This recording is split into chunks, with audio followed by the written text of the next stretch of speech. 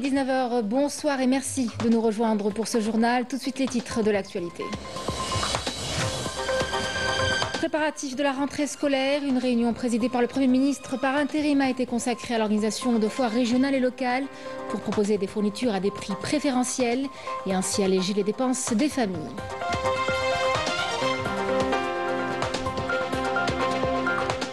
L'IATF, un des rendez-vous économiques les plus attendus du continent et à travers lequel les femmes auront une place de choix.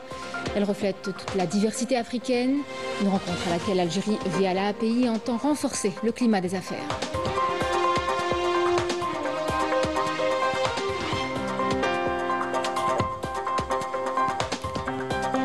À Gaza, les bombardements sionistes se poursuivent. Les tentes de fortune sont elles aussi prises pour cible. Un nouveau drame a eu lieu dans le quartier Nasr, tuant majoritairement des enfants. Un génocide sous les yeux d'un monde témoin d'insoutenables images.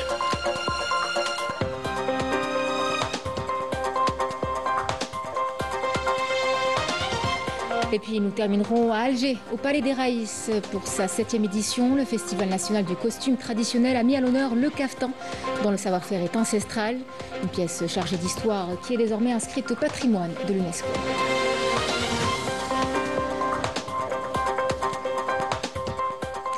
Mesdames, Messieurs, bienvenue à vous.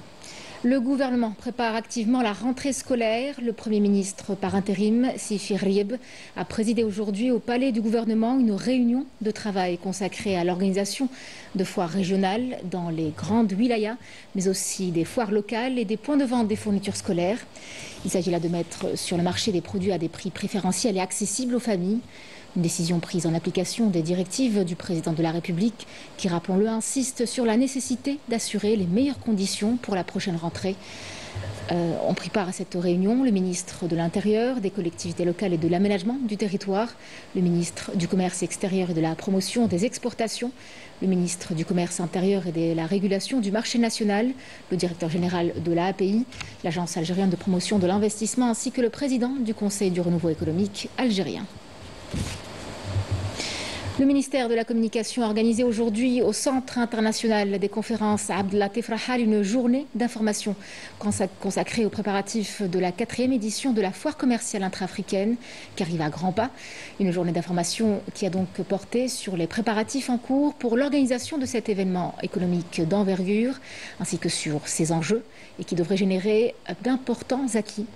Présidé par le ministre de la Communication Mohamed Meziane, avec le commissaire de la 4e édition de l'IATF, l'Arb Latrache et l'expert et consultant en stratégie et en développement durable Mouloud Khalif. Cette rencontre a permis d'apporter aux journalistes et professionnels de la presse des éclairages sur les investissements attendus, la diversification industrielle ainsi que sur les perspectives d'échange et d'intégration intra-africaine. Écoutons la déclaration du ministre de la Communication.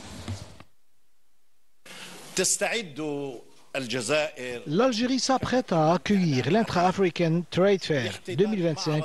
Pour elle, il s'agit d'un rendez-vous économique important qui constitue une occasion pour concrétiser la position de l'Algérie comme une passerelle pour les échanges et la complémentarité entre les pays de notre continent.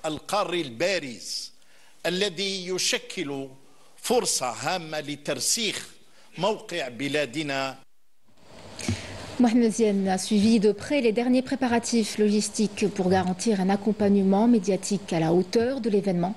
Le ministre de la Communication, accompagné du directeur général de l'entreprise publique de télévision, Mohamed Barali, a visité le pavillon de la télévision algérienne, une institution qui a mobilisé d'importants moyens humains et matériels pour assurer une couverture complète de cette manifestation économique. C'est l'un des rendez-vous économiques les plus attendus du continent. Dans quelques jours, Alger accueillera, vous le savez, la foire commerciale intra-africaine. Alors, des milliers d'entreprises et des dizaines de pays y prendront part pour donner un nouvel élan aux échanges commerciaux africains. Une vitrine qui place l'Algérie comme acteur incontournable sur la scène africaine et qui attire déjà énormément. La demande d'accréditation dépasse toutes les prévisions. Hafsa Ghani et Abdel Mouhannes. Elles seront pas moins de 2000 entreprises économiques à prendre part à la 4e édition de l'IATF, avec comme objectif prospecter de nouveaux marchés à travers un partenariat gagnant-gagnant. Je suis très heureux de voir le bon déroulement des préparatifs de l'IATF, une édition qui verra la participation de plus de 40 pays, qui procèdent au dernier réglage au niveau de leurs stands respectifs.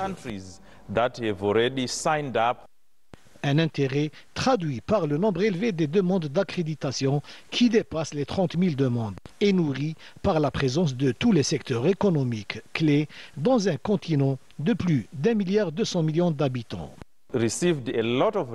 Jusqu'à présent, nous avons enregistré un nombre très important de demandes. Que cela soit pour les délégations participantes, nous avons dépassé notre objectif qui était de 750 acheteurs. Nous avons enregistré 8000 acheteurs qui seront présents parmi nous à l'IATF ou pour les visiteurs. Une manifestation qui tombe à point nommé pour l'Algérie, qui jouit d'une importance économique et ambitionne de consolider sa coopération avec les pays africains. Nous avons coordonné avec la partie algérienne pour préparer cet événement. Cela s'est très bien déroulé grâce à l'aide du gouvernement algérien et surtout du président de la République. Le soutien accordé par les plus hautes autorités a vraiment facilité la tâche des différents groupes de travail de l'IATF et nous a permis de coordonner avec le délégué de l'IATF, le directeur général adjoint et l'ensemble des institutions concernées. Le soutien était phénoménal et c'est de cette façon que nous avons pu surmonter plusieurs obstacles en matière de préparation. Bien plus qu'une simple manifestation commerciale, la foire commerciale intra-africaine permettra d'interconnecter les économies du continent, condition indispensable pour valoriser ses ressources et faire émerger des industries locales capables de porter la souveraineté économique africaine. Porter la souveraineté économique africaine, c'est aussi miser sur toutes les compétences du continent à l'IATF. La femme aura une place de choix, chef d'entreprise, entrepreneur, artisane ou à la tête de projets innovants. Elle sera très présente. Une participation qui reflète bien la diversité des économies africaines et qui nous rappelle aussi que l'avenir du continent passe autant par la valorisation de ses richesses que par la reconnaissance de ses talents. Badé Amani. De tout temps, la femme africaine a une place de choix dans l'épanouissement social et le développement économique du continent. Sa présence à l'IATF devrait contribuer à mettre en valeur ce rôle ô combien important à travers sa participation à cet événement interafricain en tant qu'experte, entrepreneur, leader d'entreprises, start-upeuses ou même artisane. Personnellement, j'espère voir de cette initiative la consolidation d'un marché africain intégré, voire même inclusif, où les biens, les produits, les talents, les capitaux circulent en toute fluidité. J'espère aussi que de cette initiative émergera un modèle économique repensé exclusivement pour notre continent qui doit impérativement se libérer des chaînes de la dépendance historique aux marchés mondiaux. La foire commerciale interafricaine dans son édition 2025 sera une occasion d'échanger entre Africains et de rechercher des opportunités de coopération au niveau du marché africain qui n'est pas à négliger et qui offre de grandes possibilités d'investissement. Nous savons désormais qu'il y aura un accompagnement qui va suivre, il y aura des facilités qui vont suivre en termes de sécurité des transactions, en termes de transfert financier. Et ça, c'est quelque chose qui va largement faire écho et donner davantage de la valeur à cet événement. Si on considère le potentiel en termes de marché, du continent africain, on n'aura plus besoin d'aller vendre en Europe ou aux États-Unis. Rien que le marché africain à lui seul permettra à toutes ces entreprises locales-là de se développer et de trouver des consommateurs pour leurs produits. La fois, par exemple, aura des pavillons spécialement pour les pays, il y aura une place pour l'économie créative, il y aura également une place pour la promotion des jeunes et des femmes. Donc tout cet ensemble de canaux divers va permettre de pouvoir accélérer et élargir les opportunités d'investissement. L'Algérie consacre de gros moyens pour réussir cet important événement. Et ce n'est pas nouveau pour elle, qui est habituée à défendre avec force les intérêts des pays africains, les exhortant à fédérer leurs efforts pour le bien de l'Afrique et de son développement. Donc c'est également le lieu pour moi, je me dis, de féliciter l'Algérie qui s'est inscrite dans une logique de connectivité régionale, non seulement à travers ses investissements dans les infrastructures transaériennes, mais également par la multiplicité de ses initiatives diplomatiques et économiques pour le renforcement de la coopération sud-sud. Les femmes africaines seront ainsi présentes à l'EATF 2025, une force de plus pour l'Afrique qui concentre une abondance de richesses naturelles, agricoles, énergétiques et humaines qui devrait en faire un moteur du développement mondial. À toutes les Africains, à tous les Africains, l'invitation est claire. Ensemble, faisons du feu de l'IATF un feu sacré, celui de notre intégration, celui de l'intégration, celui de la coopération, celui de la réussite collective. Sur ce, vivement au 4 septembre 2025 à Alger. Et puis au-delà de cette mobilisation des femmes africaines, l'Algérie mise aussi sur l'investissement. L'Agence algérienne de promotion de l'investissement organisera en marge de cette foire un sommet qui réunira les agences africaines. Il s'agira d'améliorer le climat des affaires, d'attirer davantage de capitaux et de renforcer la coopération à travers entre autres l'innovation ou encore la transformation numérique. Ce sont là des leviers pour donner du poids à la ZLECAf avec une Algérie qui compte bien jouer un rôle central dans ce processus. Adel Bouhams. Améliorer le climat des affaires en Algérie à travers l'élaboration d'une feuille de route, à même d'encourager les investissements. Une approche consolidée par la volonté politique des hautes autorités du pays qui œuvrent pour une réelle intégration africaine. Le renforcement du partenariat Sud-Sud dans le cadre de la ZLECAf, en augmentant le flux des investissements et des échanges commerciaux intra-africains, sera le thème principal du premier jour de l'IATF. En marge de cette manifestation, l'Agence algérienne de promotion de l'investissement, API, organisera un sommet réunissant les agences africaines de promotion de l'investissement, placé sous le thème « Les agences africaines de promotion de l'investissement au service d'une croissance durable par l'innovation, la transformation numérique et l'intégration dans les chaînes de valeur mondiales ». Il s'agit là d'une initiative de l'API à travers laquelle nous aspirons à démontrer la dimension internationale et africaine de notre agence et son rôle dans la promotion des investissements.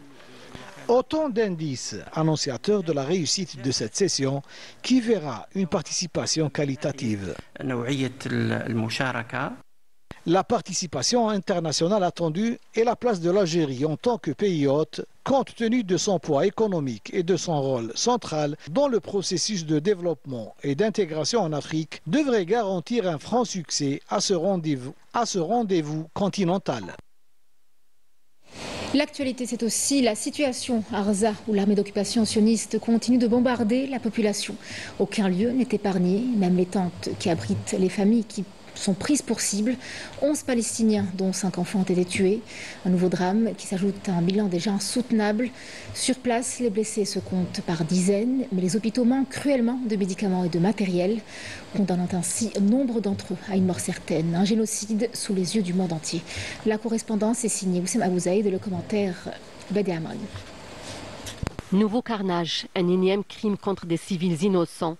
À l'ouest de la bande de Raza, dans le quartier An-Nasr, 11 Palestiniens sont tombés en martyrs. Parmi eux, 5 enfants attendaient devant l'une des tentes abritant des boulangers qui préparaient du pain traditionnel. Les missiles sont tombés à cet endroit précis, ayant brûlé leur corps frêle.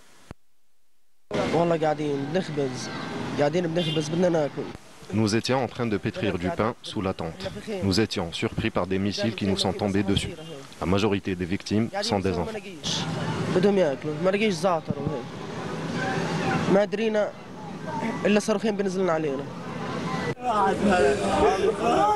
Ce carnage de plus a entraîné un sentiment de peur et de tristesse. Les familles meurtries pleurent leurs enfants partis à l'âge des fleurs, augmentant ainsi le nombre des 18 000 enfants martyrs depuis le début de cette guerre.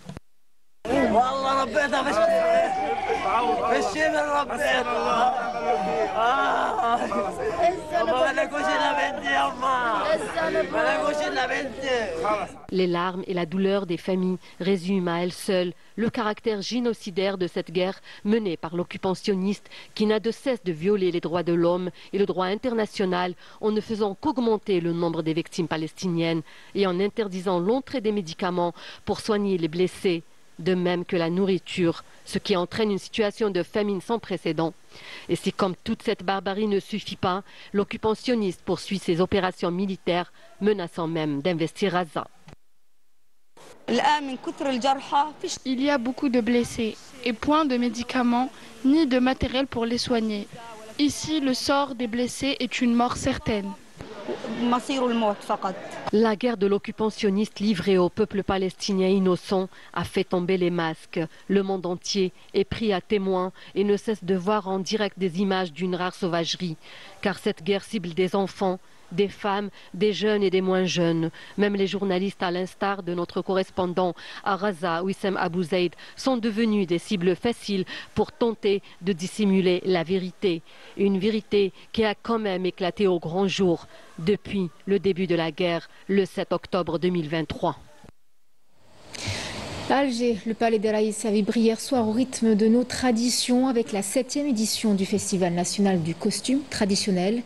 Et c'est le caftan qui s'est imposé comme la star de la soirée. Très élégant et raffiné, cette pièce emblématique raconte à elle seule des siècles d'histoire et de savoir-faire. Un héritage inscrit au patrimoine de l'UNESCO. La couverture est signée Maïs Al-Bouala.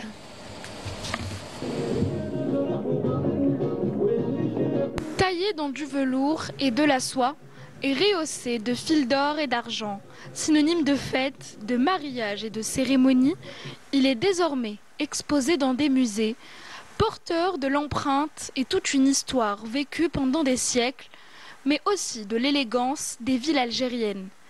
Tlemcen, Constantine et Alger. Il incarne toujours l'identité algérienne, fierté, raffinement et héritage. Un invité qui s'est imposé comme la star incontestée de la 7e édition du Festival national du costume traditionnel, le caftan algérien. On voulait montrer au public algérien que l'Algérie a un caftan spécifique qui la représente. C'est-à-dire à travers les temps, depuis le 10e siècle de l'ère chrétienne, le caftan existait en Algérie. C'est vrai, c'était l'homme qui le portait, mais après le 15e siècle, la femme a pris ce vestiment et elle a vraiment changé complètement avec tous ces broderies, les décors qui se trouvent sur ce caftan. J'adore mon pays, j'adore mon patrimoine parce que vraiment je suis archéologue, je sais de quoi je parle parce que toute place à faire de l'bled, elle représente le patrimoine algérien. Le caftan, ce n'est pas seulement un habit, c'est une mémoire tissée. Depuis décembre dernier, cette richesse est officiellement reconnue par l'UNESCO qui a inscrit le caftan algérien aux côtés de la gandoura, de la chedda et de la melhfa au patrimoine culturel immatériel mondial. Une consécration et une fierté algérienne. L'émotion était au rendez-vous de cet événement où tradition et modernité se sont rencontrées, rappelant que le caftan reste bien plus qu'un vêtement, un trait d'union entre le passé et l'avenir. القفطان يعني من ضمن الشروط تاع العروسه ولماذا اليوم رجع القفطان كلباس يعني كما نقولوا دولوكس يعني حاجه اضافيه لا يجب القفطان مثل القندورة مثل اللباس الرجالي يكون في صميم اهتمامات العائلة الجزائرية. Entre défilés, expositions et savoir-faire des artisans présents, cet événement offre un voyage immersif dans l'art vestimentaire du pays où l'héritage prend vie sous les doigts des couturières et des artistes. Voilà qui clôture cette édition. Merci de l'avoir suivi et puis je vous retrouve demain pour le journal de 19h. Très bonne soirée sur Canal J.